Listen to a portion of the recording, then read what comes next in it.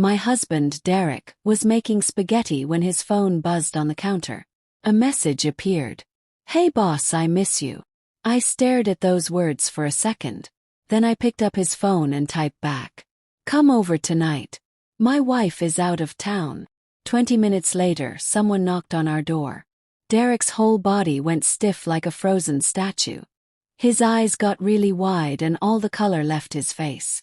In our small kitchen in downtown Phoenix, the smell of tomato sauce filled the air. It smelled warm and homey, like everything was perfect. But I had just found out that everything was not perfect at all. Derek stood by the stove wearing the gray apron I bought him last Christmas. He was humming a song and stirring the pot. From where I sat, Derek looked like the best husband ever. He worked hard at his job and always came home to cook for me. He used to say that making money was his job, but cooking for me was his joy. I was sitting at our small table looking at a magazine, but I was not really reading it. The kitchen light made everything look yellow and warm. Derek's new phone was sitting right there on the counter. The screen was black and shiny, hiding secrets I never knew about. Derek turned around and smiled at me. The little lines around his eyes made him look handsome. He asked me to taste the sauce to see if it needed more salt. Then he went back to cooking. That is when it happened. The phone screen lit up with no sound. Just a bright flash that caught my eye. A WhatsApp message popped up on the screen. The words were short, but they made my whole world crash down. The sender was someone named Tessa, in turn. The message said, "Hey boss, I miss you." Just 4 little words. Miss you. My heart did not hurt yet. That pain had already happened last week when I found strange receipts in his wallet. Now I just felt angry and ready to do something about it. I knew that name. Tessa was a new worker who started at Derek's office a few months ago. I remember Derek telling me about her once. He said she was smart and learned things quickly. What I did not know was that she wanted to learn about being with a married man too. I took a deep breath and tried to stay calm. I am a 30-year-old woman who has worked hard for everything I have. I was not going to scream or throw things. If I got mad and yelled, Derek would just say it was a silly joke from a young girl. I needed more proof. I needed something so clear that nobody could say it was not true. Derek kept cutting vegetables. The sound of the knife hitting the cutting board was loud in my ears. I reached over quietly and picked up the phone. The password was my birthday. How funny. He used the day I was born to hide his dirty secrets. I typed in the numbers. The phone unlocked and I saw the WhatsApp conversation with a new message at the top. I did not open it to read more. I quickly typed a reply with my fingers moving fast across the screen. "Come over tonight. My wife is out of town." Press send. I watched the message go through and 2 little blue checks appeared. A small smile came to my face. I took a picture of the conversation with my own phone and then deleted everything from Derek's phone. I wanted him to have no idea what was coming. I put the phone back in the exact same spot. My hands were shaking a little bit, not because I was scared but because I was so angry inside. I looked at Derek's back. He was still the same man cooking dinner. But now when I looked at him, everything seemed fake and disgusting. He was pretending to be the perfect husband, but his mind was probably thinking about his young girlfriend. If he wanted to act like everything was fine, I would give him a show he would never forget. I fixed my hair and tried to look normal again. The storm inside me was hidden behind my calm face. This was going to be a very long night. Derek put the hot spaghetti in a big bowl and brought it to our small dining table. The smell of garlic and tomatoes filled the room. He wiped the edge of the bowl with a towel to make it look perfect. Yesterday, this would have made me happy enough to hug him. Today, looking at that food felt like looking at something poisonous covered in sugar. He put a big pile of spaghetti on my plate. He picked the meatballs that looked the best and put them on top of my pasta. In a warm voice he said, "Eat it while it is hot, honey. I made the meatballs just the way you like them." He even said he went to 2 different stores to find the right meat just to make me happy. I took the plate from Derek's hands. I tried very hard to keep my hands steady. I put a bite of spaghetti in my mouth and chewed slowly. Tasted really good. The sauce was perfect. But when I swallowed, I felt sick to my stomach. Tasted bitter like I was eating dirt. I had to drink a lot of water to keep from throwing up. I looked at the man sitting across from me. Derek was eating and talking. He told me funny stories about work. He talked about a new project his boss liked. He talked about getting a better job next year. But he did not say one word about Tessa or any young intern. I wondered how a person could live two different lives so easily. How could he get a message saying, "I miss you," from another woman and then act like the perfect husband who loves his wife? Maybe during our 5 years of marriage, he had done this so many times that even I could not tell what was real anymore. I remembered when we first got married. We had almost no money. We lived in a tiny apartment on the edge of the city. Derek held my hand and promised he would work really hard so I would never need anything. He promised to get us a nice home. And he did keep that promise. This nice apartment and all the things we had showed how hard we both worked. But it seemed like as we got more stuff, people's hearts started to change. Having everything made him want more.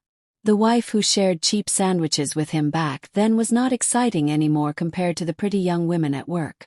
I pretended I was full and put down my fork. I said I was a little tired and did not feel like eating much. Derek looked worried right away. He got up and walked over to me. He put his hand on my forehead to check if I was sick. His hand was warm, but when it touched my skin, I felt cold all over. I turned my head away from his fake touch and said I needed to get some water. I looked at the clock on the wall. Time was almost 7. It would take about 30 to 40 minutes for someone to get here from an office or apartment across town. I was not going to miss this chance. My wife is out of town. Those words were like magic to call her here. When I came back to the table, Derek was picking up the dishes. He told me to go sit on the couch and rest. He said he would clean everything up. The picture of my husband washing dishes used to be something I bragged about to my friends. Now it just looked like more fake acting. I sat on our couch and picked up the TV remote, but I did not turn the TV on. My eyes stayed on the front door and my ears listened for any sound from the hallway. A big fight was happening in my mind. Part of me hoped she would not come. I hoped it was all a bad dream so I could keep pretending everything was okay. But the other part of me, the cold, angry side, wanted the doorbell to ring right now. I wanted this pain to come out where I could see it clearly. A wound only gets better when you clean it out, even if it leaves a scar forever. Every minute felt so long. The sound of water running in the kitchen stopped. Derek came out drying his hands on a towel. He asked if I wanted some fruit for dessert. I shook my head and gave him a tiny smile. It was probably a weird-looking smile, but Derek did not notice. He was too sure that everything was fine. Or maybe he never really paid attention to how I felt anyway. The clock hit exactly 8. The apartment was so quiet I could hear the clock ticking. Derek sat on the other couch and started reading news on his phone. He looked totally calm and relaxed. He probably thought it would be another peaceful night at home with his wife. Or maybe he was already planning what message to send his girlfriend after I went to sleep. He had no idea that a storm was about to hit. Ding dong. The sound of the doorbell broke the silence. It was not a loud sound, but in our quiet apartment it sounded like a gunshot starting a war. Derek lifted his head fast. His eyes showed surprise mixed with confusion. He looked at the clock, then at the door and said quietly, "Who would come over this late?" Then he looked at me like I knew the answer. I stayed sitting on the couch, not moving at all. My face was calm and cold. I told him to stay there. I said I would answer the door. My voice was soft but firm, leaving no room for him to argue. I stood up and walked slowly to the door. Each step on the wooden floor sounded heavy and loud. My heart was beating hard, not from fear, but from the strange excitement of catching someone in a trap.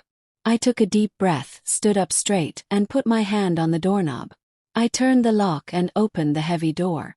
In front of me stood a young woman with long blonde hair and a thin body. She had lots of makeup on, but her face still looked young, like a teenager. She was wearing a tight red dress that showed off her figure.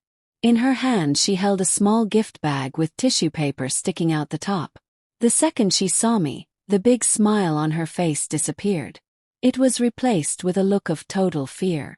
Her eyes got really big and wide. Her face went from pink to white like all the blood drained out.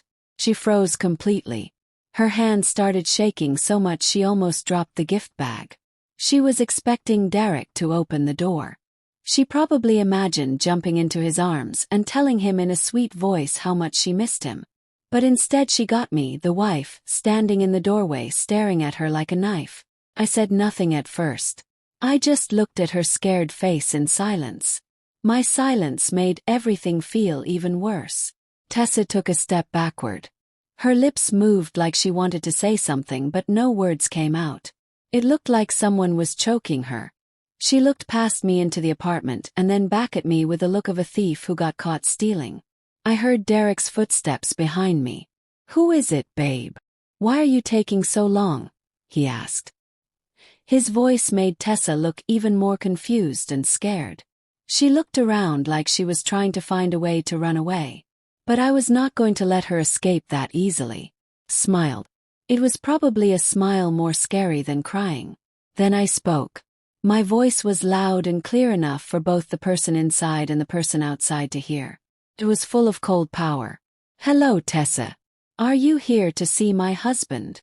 My question was like throwing ice water on Tessa. It was also a big shock for Derek, who was walking up behind me. I saw Tessa shake all over. She knew she had fallen into a trap, but there was no going back now. The door was open. The show had started. Tessa was shrinking down like a tiny mouse that fell into a lion's den. She squeezed the gift bag so hard her knuckles turned white. She stuttered and barely managed to say a few words to explain why she was here so late at night. She said she heard Derek was feeling sick. She said she was just driving through the neighborhood and decided to bring him a get well gift. She hoped he would feel better soon so he could keep teaching her at work. Such a bad lie. I knew Derek was not sick at all.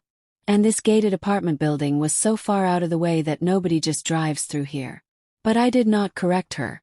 The fun of playing cat and mouse is not killing the mouse right away.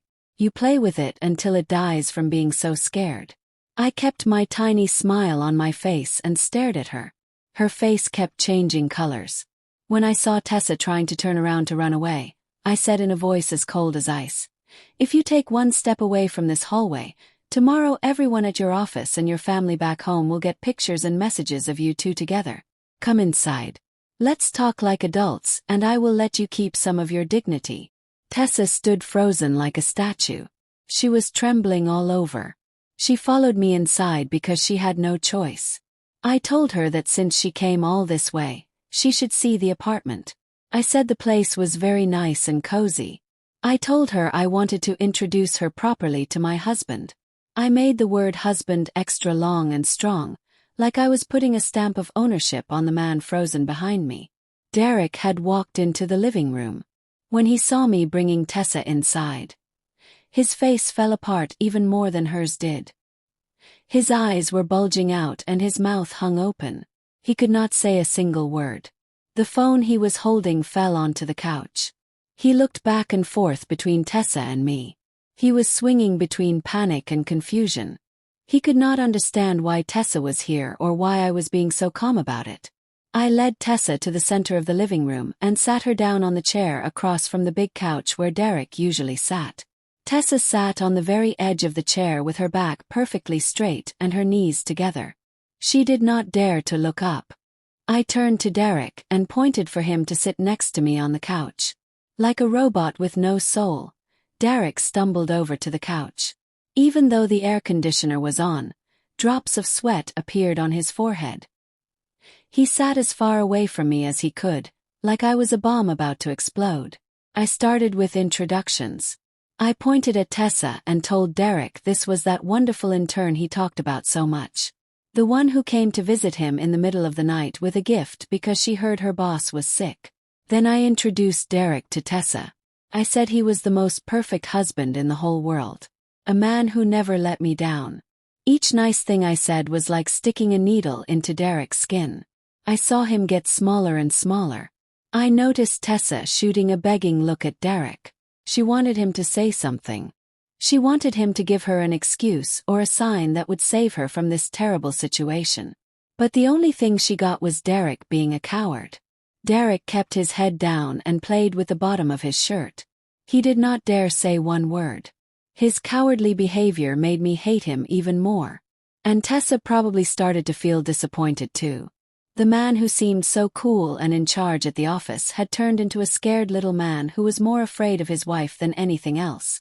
I stood up and said I was going to get our guest something to drink. I asked Tessa what she wanted. Orange juice, water, or hot coffee. In a voice so quiet I could barely hear it, she said water would be fine. I smiled and walked to the kitchen. The living room became silent like a graveyard.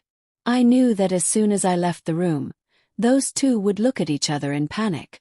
But they would not dare talk because they were afraid I would hear them. And that was exactly what I wanted. I wanted the fear to eat away at their minds little by little. In the kitchen I made noise on purpose. I opened cabinets and moved glasses around so they knew I was still close and listening to everything. I opened the cabinet and walked right past the fancy crystal glasses we used for important guests. My hand stopped at a package of cheap plastic cups. The kind you use at a picnic or get from a water fountain. I took one of those cups and filled it with water from the tap. This choice was not an accident. I wanted to make Tessa feel small and worthless through every little detail. I wanted her to understand that her place in this house, in our life, was as cheap and temporary as that cup. Something you use once and throw away. Not worth keeping. I walked back to the living room with a tray. I put the plastic cup of water in front of Tessa. For Derek and myself, I poured coffee in beautiful china cups with gold around the edges. The difference between the two types of cups was so obvious on the glass coffee table. Tessa looked at the cheap plastic cup sitting there with all the nice things around it. Her face turned dark red from shame. She understood the message. It was an insult without words, but it cut deeper and sharper than any mean name. I sat down next to Derek. This time I deliberately moved close to him and stuck to his side. I took his arm and rested my head on his shoulder like I loved him so much. Derek went stiff like a wooden board. His muscles were tight with fear. Through his thin shirt I could feel his heart beating super fast. Cold sweat kept sliding down the sides of his face. I started the conversation with fake friendly questions. I asked Tessa how the internship was going. I asked if Derek was too hard on her at work. I asked if he treated the interns badly. While I talked, I rubbed Derek's arm and looked at him with loving eyes every few seconds. Tessa answered with just one or two words. She did not dare look directly at the sweet scene happening in front of her eyes. In her eyes I could see jealousy, bitterness, and fear all mixed together. She was watching how the man she wanted belonged completely to another woman. All the sweet promises Derek probably whispered to her when they were alone meant nothing compared to this crushing reality. The air in the room was so thick it was hard to breathe. Even the soft hum of the air conditioner could not make the suffocating feeling go away. I felt like I was watching a sad play where everyone was trying to act their part. The difference was that only I had the script and knew how it would end. Suddenly I changed the subject and turned to Derek with an excited voice. I brought up our vacation plans to Hawaii next month. I described a perfect future with excitement. The beautiful ocean, the sandy beaches, the romantic dinners by candlelight. I added that we were looking at buying a cabin in the mountains to spend weekends together. We would have a garden and go hiking. I said we were already planning how to take care of our parents when they get old.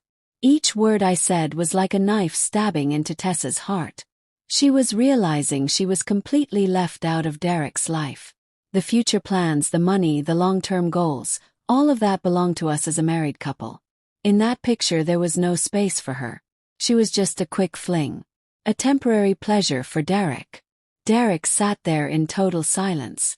He did not agree or disagree with anything. He seemed like he was sitting on hot coals wishing this torture would end as soon as possible. But I was not going to let him go that easily. I wanted to burn this horrible night into both their memories so they would shiver every time they remembered it. I turned to Tessa and with a smile I asked her a question that seemed innocent but was full of meaning. Tessa, you are so young and pretty. I'm sure lots of guys want to date you. Me, I am getting older. I have to hold on to this man so he does not leave me. I am scared someone might try to steal him when I am not looking. They say nowadays there are lots of desperate women trying to steal other people's husbands, right? Tessa jumped when I said that. She lowered her head fast. She made her fist so tight her fingertips turned white. She knew exactly who I was talking about. The words desperate women, even though I said them lightly, were sharp as a razor. They cut away the last piece of her pride. The words hung in the air, making everything even more uncomfortable. Tessa did not dare answer my question. She mumbled something I could not understand and avoided looking at me. I could see her thin shoulders shaking even though she was trying to hold still. The confidence and flirty attitude she had when she came to my house had disappeared completely. All that was left was the picture of a guilty person waiting for punishment. But I was not going to let them escape that easily. I turned to Derek and squeezed his arm a little tighter. My nails dug slightly into his skin through the shirt, reminding him I was powerful. I looked at my husband and changing my voice to sound sweet, but keeping my eyes sharp as a knife, I asked him about the mountain cabin we went to see last week. I spoke loud and clear, making sure Tessa heard everything. I reminded him that our parents loved the property. I said it had good energy and being near the lake, it was very peaceful. I said loudly that my parents promised to give us $10,000 to fix it up as a gift for their future grandchildren. When I mentioned children, I felt Derek's body get very tense. This was his weakest spot. We had been married for 5 years, but we waited to have kids until we had enough money. And now, when everything was ready, I discovered this betrayal. But I brought up the topic of children on purpose. I knew it was the strongest anchor. The family and social position that a quick fling like Tessa could never give him. I described with lots of excitement a happy family full of children laughing. I said next year was the perfect time to try for a baby. At our age, it was the right time. I said I hoped we would have a little girl. Then I turned to Tessa and asked if she did not think it was a beautiful plan. At my direct question, Tessa jumped and the spoon she was holding fell from her hands. The sound of metal hitting the saucer rang out sharp in the silence. She rushed to pick it up. With a red face she stuttered, "It is a great plan. I am sure you will be very happy." How sad that forced blessing sounded coming from her lips. I knew inside she was screaming and burning with jealousy. She came here hoping to make a place for herself in our life. But the only thing she found was a firm announcement of a future where there was no room for her. The big money, the solid family ties, the long-term plans, all of it formed a wall she could never break through. A wall that someone like her, with nothing to offer, could never tear down. I continued my attack on the money side. I told Derek, "Tomorrow I will send the payment for the down payment on the cabin. Make sure you sign the papers to put it in both our names." I deliberately stressed that the house would belong to both of us equally. It was a statement of power over our money. A warning that everything Derek had was tied to me. If he left me, he would lose everything. Derek, covered in sweat, nodded his head. He wished I would shut up and stop torturing him with these sweet words about the future that sounded more scary than a death threat. He knew perfectly well the warning hiding behind every word I said. Do not be stupid and do not trade everything you have for a moment of pleasure.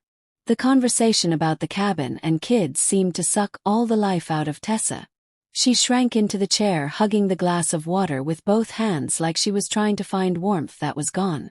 I looked back and forth between the thin plastic cup in her hands and the gold-edged cup in mine. Feeling a cruel pleasure, I lifted my cup and took a sip. I enjoyed the smell of the expensive coffee. I said out loud how delicious the coffee was. Its taste was rich and smooth. I offered Tessa some too, but my eyes stopped on her cheap plastic cup with fake pity. "Tessa, are you okay with just water? Do you want me to make you some lemonade? Water is kind of boring, do you not think?" My voice was kind, like a rich lady giving $1 to a poor person, but with a hint of looking down on her. Tessa waved her hands quickly.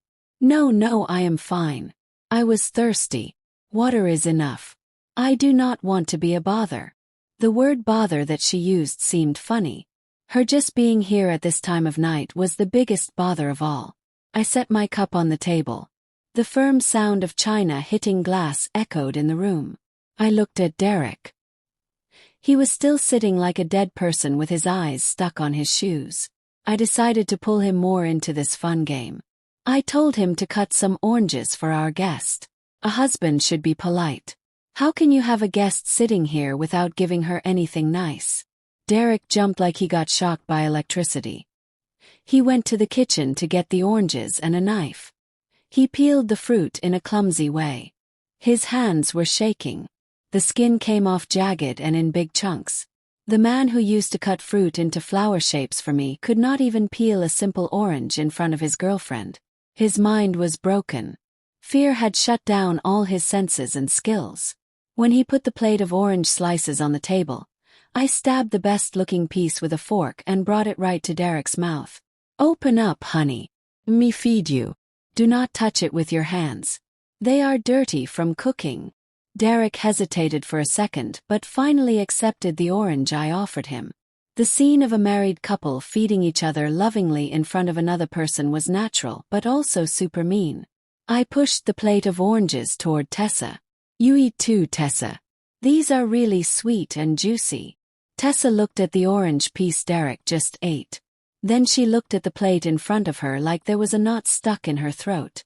How could she swallow a bite while watching such a show of love? The unfair treatment was not just the cups, but also the attention and care. I was the wife. I had the right to take care of my husband in public and be taken care of by him. She, no matter how much Derek wanted her outside this house, was an intruder here, a forced watcher of our marriage happiness show. I saw Tessa's eyes getting red and watery. She was probably crying inside. Or maybe she was sorry for being stupid enough to come here and be embarrassed like this. But I felt not even a tiny bit of pity. My compassion died the moment I saw the message, "I miss you," on the phone screen. Mercy is something I do not give to people who try to destroy another person's happy home. Silence took over the living room again. But this time the air smelled much more like danger. Tessa, maybe to break the tension or try to look like a caring person in front of Derek, cleared her throat. She asked shyly about his health. "Boss, how is your back doing? Does it hurt less?" Her voice was low but full of real concern. She even offered to ask her mom to send some special cream from her hometown that she said was really good for back pain. Hearing that, Derek's face turned completely white. He waved his hands quickly saying he was fine. It was not necessary. He looked at me sideways, totally terrified. He knew his stupid girlfriend had just made a huge mistake. She was showing she knew private things about her boss's life that went way beyond the limits of a normal work relationship. I let out a laugh. A short, icy laugh that made them both shake. I looked at Tessa with eyes that felt like they could read her soul. Wow, Tessa, you really do worry about your boss. Look at that. The wife who lives and sleeps with him in the same bed has not gotten him that special cream yet. But you, an intern who has been there barely a few months, how do you know about his back problems? I made the words lives and sleeps with him in the same bed extra long to remind Tessa where she stood. I gave no break and kept attacking. Does Derek complain about his pain in the office in front of you? Or do you two see each other alone so much that you know even the small details about his health? Tessa was left with no words. Her face went from red to purple. She stuttered that she had just seen him at the office touching his back and making a face like it hurt. She asked out of basic concern. What a terrible excuse. I knew Derek's back problems were ongoing. To not look weak as a leader. He rarely showed pain in public. He only did it when he was alone with someone he trusted deeply. I shot Derek a cold look. And you? Why do you go around making your workers at the office worry? Next time if you feel bad, tell me your wife. Do not make other people worry and offer you medicine. They are going to think your wife does not take care of you. The other day you told me you were late because of a work meeting and your back hurt. I see now what kind of work meeting that really was. At my hint, Derek lowered his head and said nothing. He knew exactly what I was talking about. The night he used the work meeting excuse.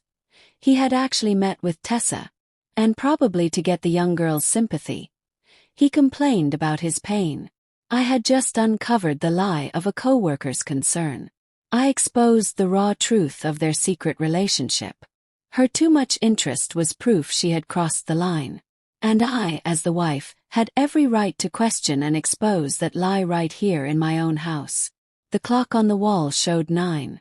The cat and mouse game had reached its highest point. I felt it was time to give the final blow. A blow that would destroy the intruder's spirit completely and serve as a last warning to my cheating husband. I slowly took my phone out of my pocket and put it on the table. I slid my finger across the screen pretending to check a message. Then I sighed on purpose. The world is so complicated these days. The news talks about nothing but cheating and lies. My friends tell me young girls today are very bold. They send messages to married men like they are their girlfriends without any shame. I paused and watched their reactions. Tessa stayed frozen, but her breathing got faster. Derek was secretly wiping sweat from his forehead with his hand. The tension was like a guitar string about to snap. I made my voice even sharper and continued. I also check Derek's phone sometimes to help him with work things. Lately I have seen lots of messages coming from numbers I do not know. A young girl by the looks of it. Her name sounds very sweet and innocent. Must be an intern. She sends very loving messages to Derek. I looked sideways at Tessa. Her face lost all its color. Her lips that were painted bright pink before were now pale and shaking. With a mean smile I threw the final punch. You know what, Tessa? Just the other day I was home and my husband was making dinner. Suddenly a girl sent a message to his phone saying, "I miss you." Some nerve, right? With the wife at home, daring to send a message like that. Was she challenging me? My words fell like lightning on Tessa.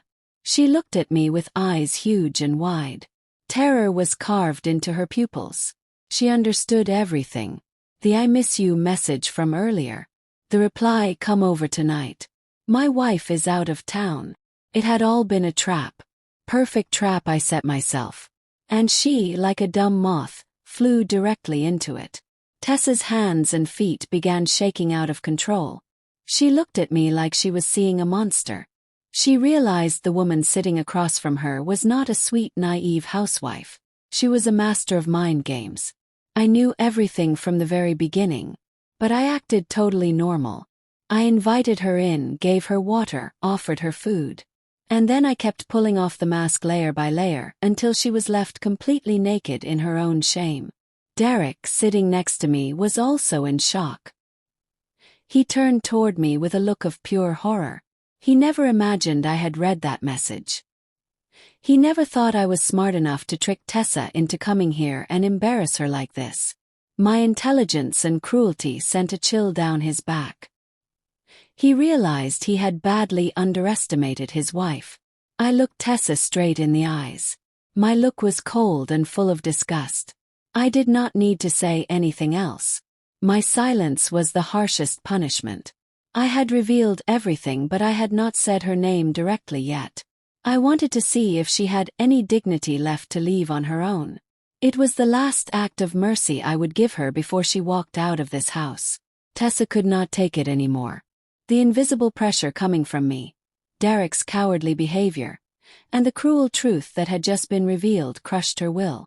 Every second must have been torture for her, like sitting in an electric chair.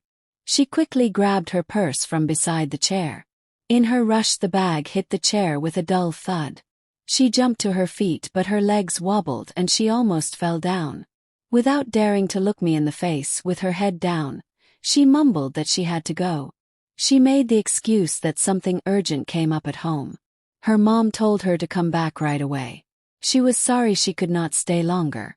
Her voice was cracked and about to cry. Without waiting for us to reply, she rushed to the door, running like a criminal being chased. The gift bag was left behind on the table as proof of the sad failure of her visit. Derek made a move to stand up, probably to walk her out or say sorry. But I was faster.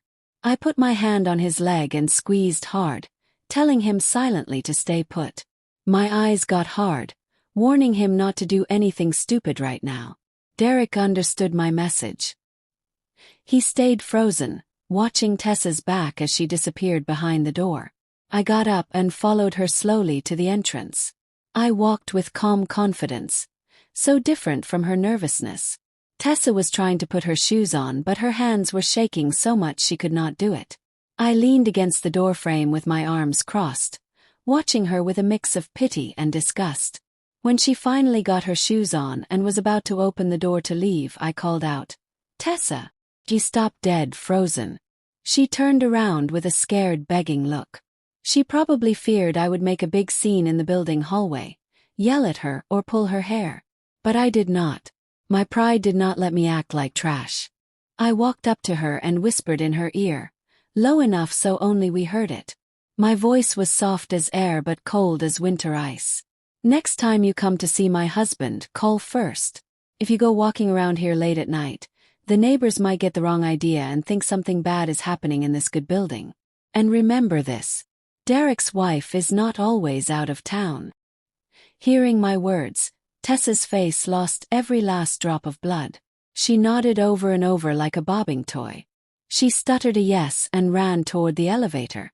She pressed the button like crazy, wanting to escape from there as fast as possible. Her figure, small, alone, and pathetic, was outlined against the bright hallway light. I watched her until the elevator doors closed, swallowing her whole. A tiny smile came to my lips. One down. The young prey got a good scare. Now even if someone paid her, she would not dare come near my husband.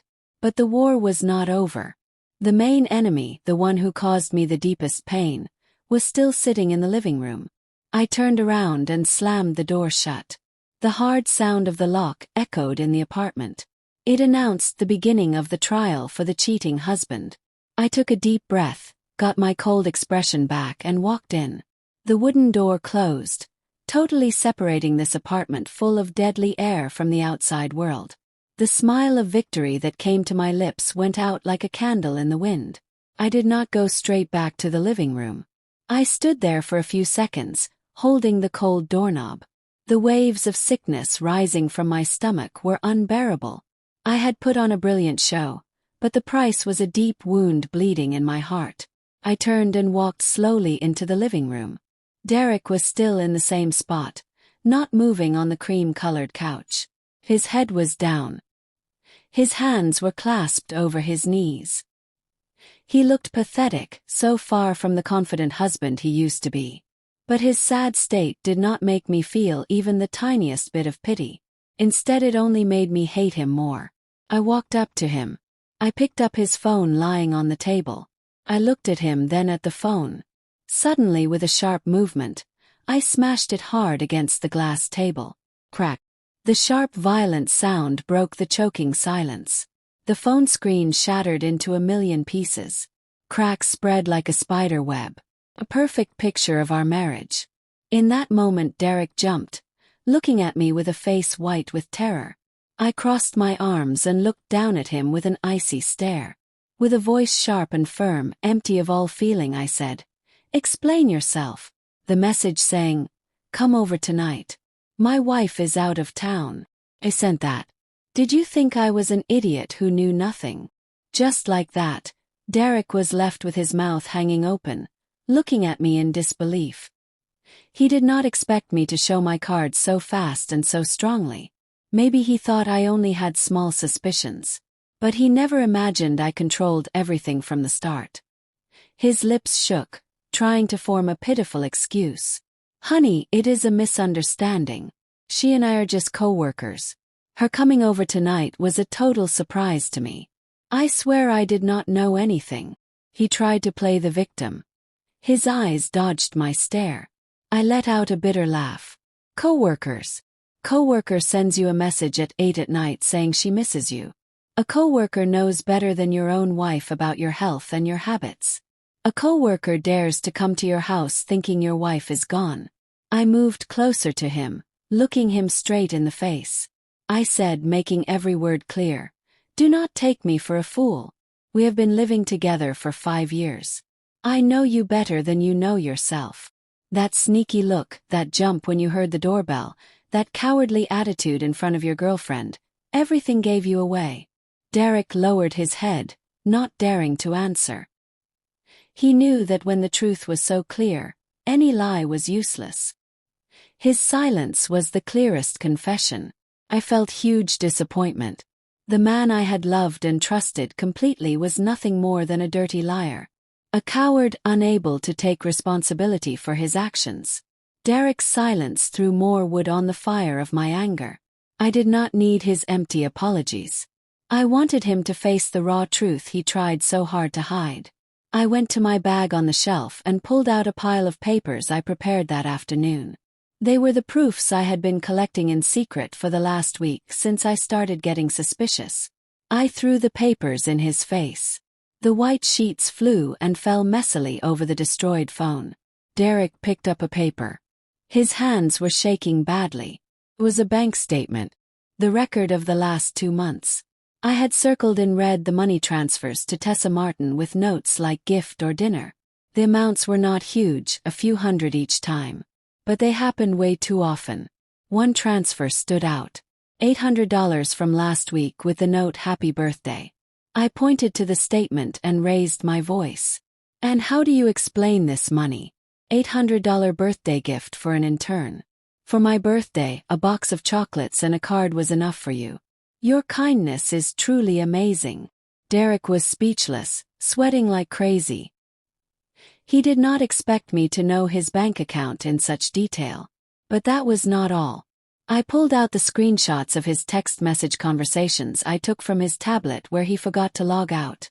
Flirty messages, plans for lunch and concerts, and even expressions of disgustingly sweet longing. I threw another photo.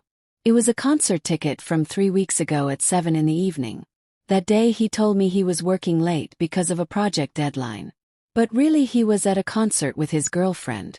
And finally I pulled out the photo of a long red hair I found on the passenger seat of his car.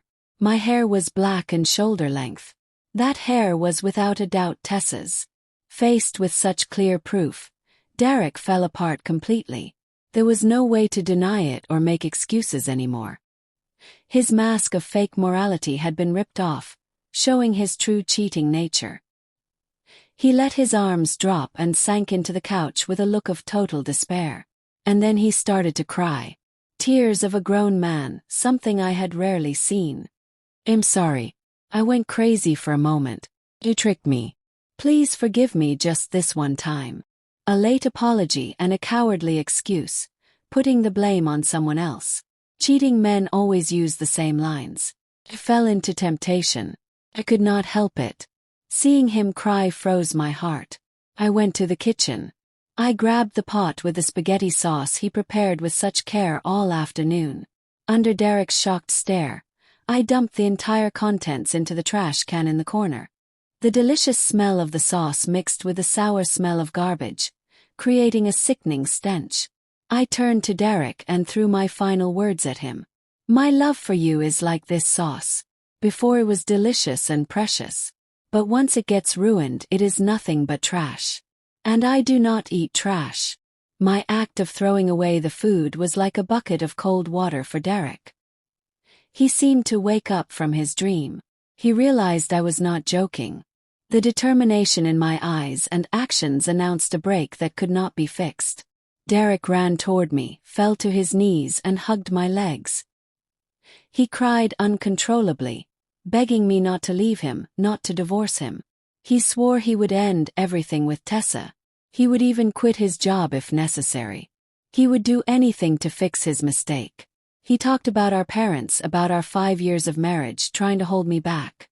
I stayed rigid as a stone, letting him cry while hugging my legs.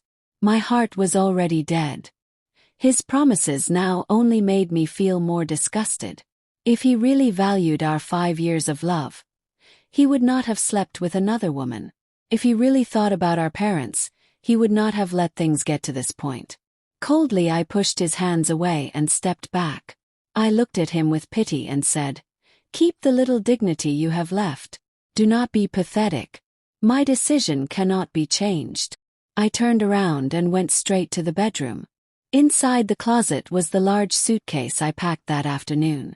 I pulled it out and threw in some more clothes and my important personal things. I did not take much, just what was truly mine. This apartment, this furniture, now seemed stained by betrayal. I walked out to the living room with the suitcase. Derek was still on the floor crying with his head down. His crying sounds echoed in the silent space. I left a piece of paper I printed before on the table. It was the loan agreement for the $20,000 my parents lent us at the start of our marriage when we could not afford the apartment deposit, along with the receipts in my dad's name. These $20,000 are a clear debt. Do not even think about not paying it back. When you sell the apartment, the first thing will be to pay this debt. Then we split what is left. I told Derek with an icy voice. Get ready to pay back every last penny. The apartment is in both our names, but I am not going to fight for it. I give it to you so you can live with your girlfriend. But my parents' money, you have to return it to me. Derek looked at the papers and then at me. His look was pure despair. He knew he could not get that much money right away. But I did not care. It was the price he had to pay for his betrayal. I wanted him to feel the pain of loss deep in his bones, both in his heart and in his wallet. I dragged the suitcase toward the door. Before leaving, I took one last look at the apartment. What was once our home had now become the grave of my love. I opened the door and stepped out into the cool hallway. The sound of the door closing behind me echoed once more, putting an end to 5 years of my youth with that shameless man. Without looking back, I walked with steady steps toward the elevator. A new life was waiting for me. It would be hard, but at least it would be clean and peaceful. The taxi drove through the empty streets of the city at night. Sitting in the back seat, I watched the streetlights pass by quickly. My mind was blank but strangely light. I did not cry. The tears seemed to have dried up inside, turned into sharp determination. I was heading to Nina's apartment. My best friend since high school.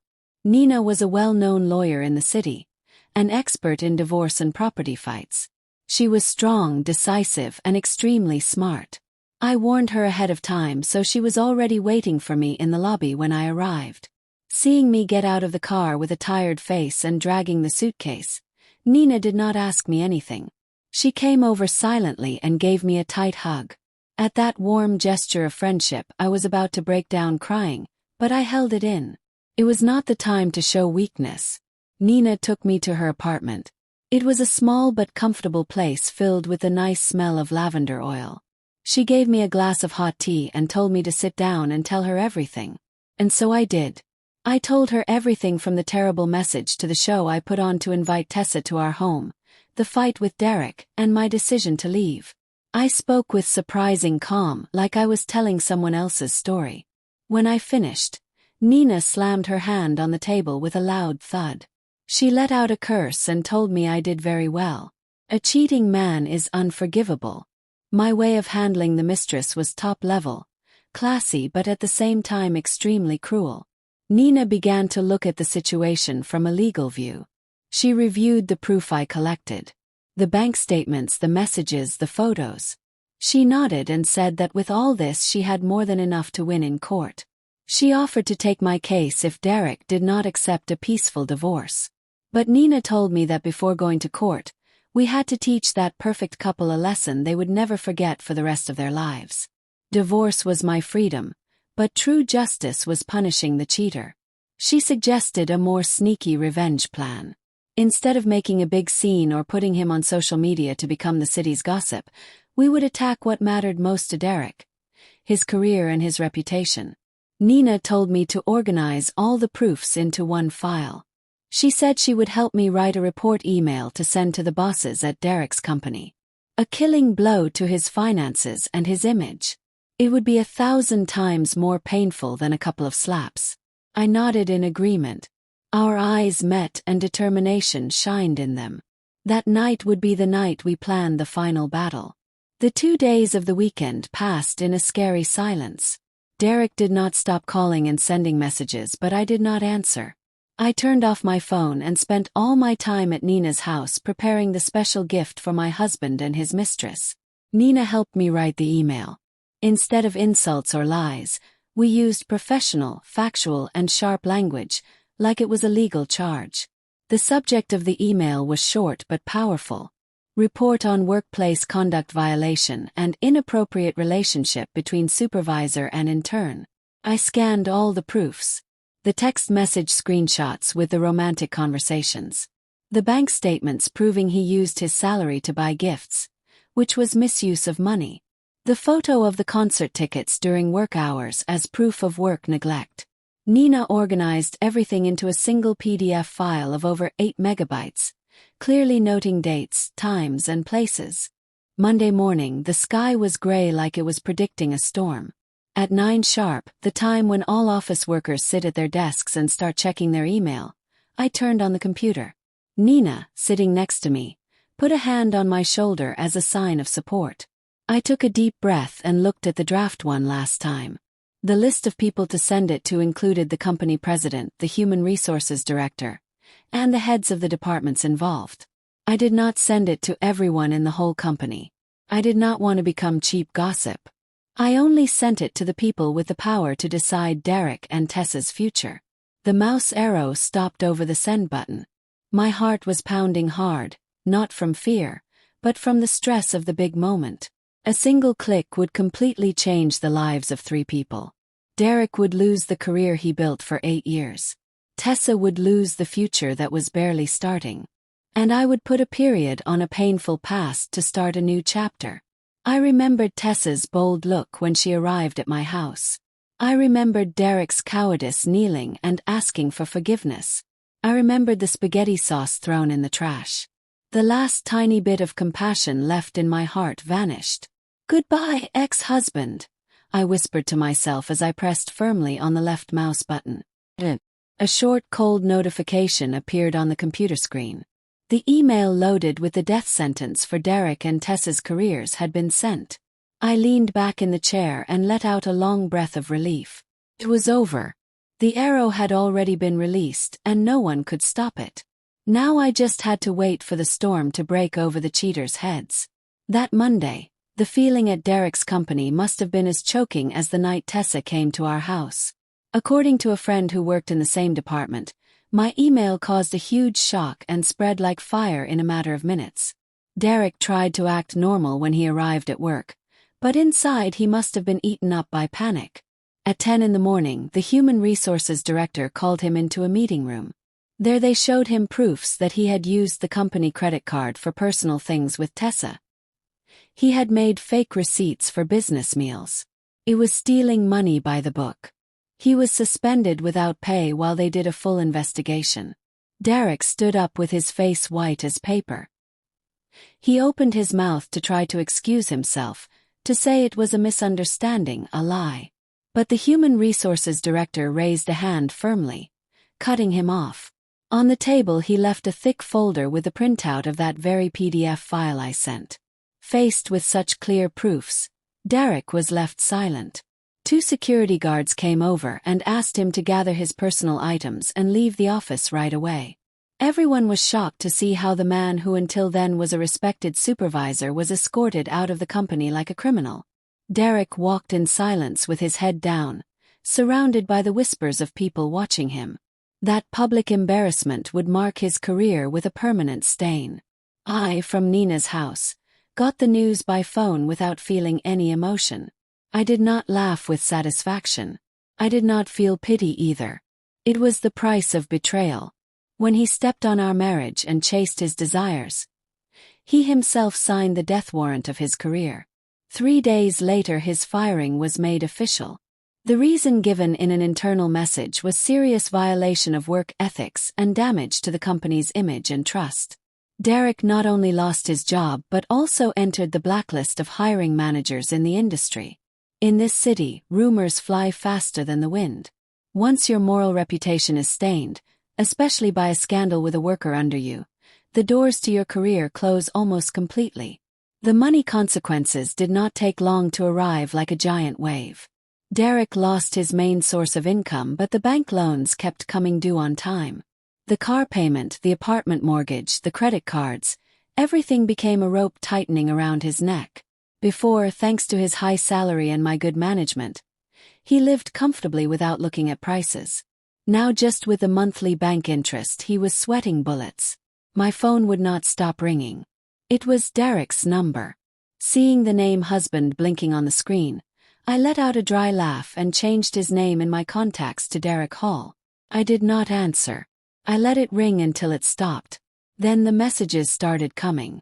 At first they were pleas asking for forgiveness, asking me to take back the report to give him a chance to start over. Since I did not reply, the tone changed to accusations. He called me cruel and heartless for having ruined his life. I looked at them quickly and deleted them all. Cruel. When he was in bed with another woman while I waited for him at home with dinner ready, did he think about the word cruelty? When he used our shared money to buy expensive gifts for his mistress, did he think about my effort? I had only claimed what was fair for me. Even his parents who lived upstate called me. My mother-in-law, crying, yelled at me, calling me a bad wife, the one who destroyed her son and her family. She said it was normal for a man to have an affair. A woman should put up with it to keep peace in the home. Hearing that, I felt bitter sadness for the fate of women. I told my mother-in-law calmly that I could not live with a cheater and hung up. I also blocked the numbers of his entire family. I did not want to hear any more lectures on fake morality. Derek had lost everything, literally everything. Wife, family, career, reputation, and now he was drowning in debt. He would walk through that large but empty apartment, facing the four walls and crushing loneliness. It was the fairest punishment for someone who did not value what he had. Tessa's fate was not much different.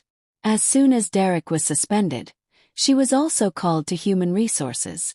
She entered the room with swollen eyes and a tired look, so far from the confident, flirty image of that night. The decision to end her internship contract was immediate. The reason? Violation of internal conduct rules and harm to the work environment. Tessa cried, begged for a chance. She said she was young and had fallen into temptation. But in the harsh business world, those naive excuses are useless. She was at a major company. Being fired dishonorably meant the doors to her future had closed halfway. Worse than losing the job was the contempt of her coworkers.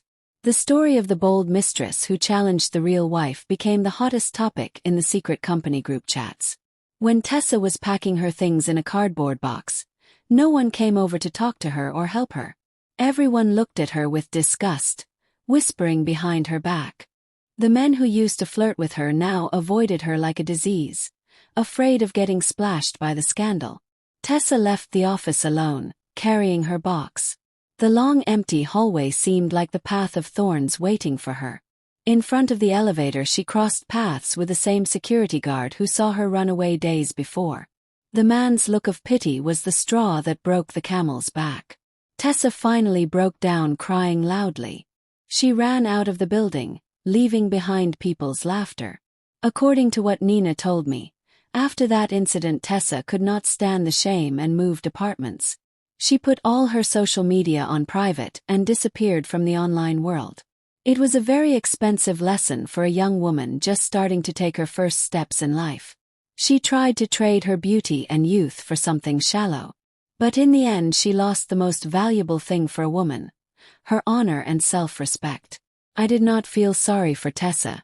She chose that path, ignoring morals and ethics. The consequences were hers. I only hope that after this painful failure she learns to live in a more correct way for the rest of her life. 2 months later we saw each other again in court for the divorce settlement hearing. Derek seemed to have aged 10 years. He had a messy beard and wrinkled clothes. He looked at me with begging eyes, but I kept a cold and distant attitude. Nina came with me as my lawyer. Her presence, professional and sharp, scared Derek even more. In court Derek tried to hold on to the idea that he still loved me and wanted to get our relationship back. But Nina presented the undeniable proofs of his cheating, wiping out his weak hope in one stroke. The division of property was the point of greatest tension. The nice apartment was our biggest thing of value. Derek, out of pride, wanted to keep it. He did not want to find himself on the street.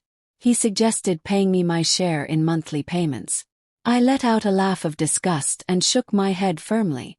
I was not going to allow any money link to tie me to my ex-husband. Nina, speaking for me, presented my conditions. Either he paid me 50% of the apartment value in one lump sum plus the $20,000 for the deposit my parents gave, or we sold the apartment and split the money. He of course had to take charge of the entire remaining mortgage. Derek's face, unemployed and in debt, turned white. Where was he going to get hundreds of thousands of dollars overnight? The bank had already started sending him foreclosure notices for being 2 months behind on the mortgage. In the end, he had no choice but to accept the sale of the apartment. The apartment that was once his pride was put up for sale as a deal below market price to get a quick sale. After paying off the mortgage, paying me back my share and my parents' $20,000, Derek was left with barely any money. He signed the divorce papers with a shaking hand. His crooked signature put the period on 5 years of marriage. He walked out of the courthouse empty-handed, both literally and in spirit. Without an apartment, without a car. He had already sold it to pay debts, without a wife, and without a job. He stood alone in the sunny courtyard of the courthouse, watching in silence as I left in a taxi. The price was very high, but it was entirely his fault. I received the money from the apartment sale and the property division. It was a good amount, enough to start a new life. Instead of a big apartment like before, I chose a smaller, comfortable condo in a quiet neighborhood full of trees. I decorated my new home the way I wanted. Gone were the showy, flashy furniture pieces to satisfy Derek's vanity. In their place I put soft cream tones, fresh plants, and a simple wooden bookshelf. Every corner of the house reflected my personality and sent out an unusual peace. Tonight I invited Nina to the housewarming. We are sitting on the balcony with a cool breeze, drinking red wine and looking at the lit-up city. Nina toasted to my freedom, to having gotten out of that disaster. I smiled and clinked my glass with my valuable friend. Without her strength and determination, I probably would not have weathered this storm with such courage. My phone buzzed with a notification. My paycheck hit. I have been promoted to project manager after successfully leading a major assignment. The hard work has helped me slowly distance myself from the pain of the past. I opened Instagram and saw a message from a stranger. Her profile picture was a sunflower in full bloom. She was thanking me. Turns out Nina had shared my story anonymously on a women's forum to warn others, changing all names and personal details. The woman told me that reading my story gave her the courage to leave her husband who had been hurting her and cheating on her for years. Reading the message, I felt a strange warmth in my heart. My pain had not been totally useless. It had become motivation and a lesson for other women sailing through a sea of suffering. I took a deep breath, enjoying the fresh air of the fall night. The past stayed closed behind the courthouse doors. Now before me stretches a wide sky full of hope. I am Jasmine. I am 32 years old. I am single, independent, and happy. I smiled and took a sip of wine. The bitter taste of the wine and the sweet aftertaste it leaves in the throat are like my life. I suppose you have to go through the bitterness to be able to taste the sweetness of freedom. Did you like the story? And which city are you listening from? Let's meet in the comments. If you like the story, you can support me by sending a super thanks so I can keep bringing more stories like this. Thank you so much for your sweet support. I am looking forward to your comments on the story. On the screen you can see 2 new life stories that I highly recommend. There is so much more on my channel. Do not forget to subscribe. See you in the next life story. With love and respect.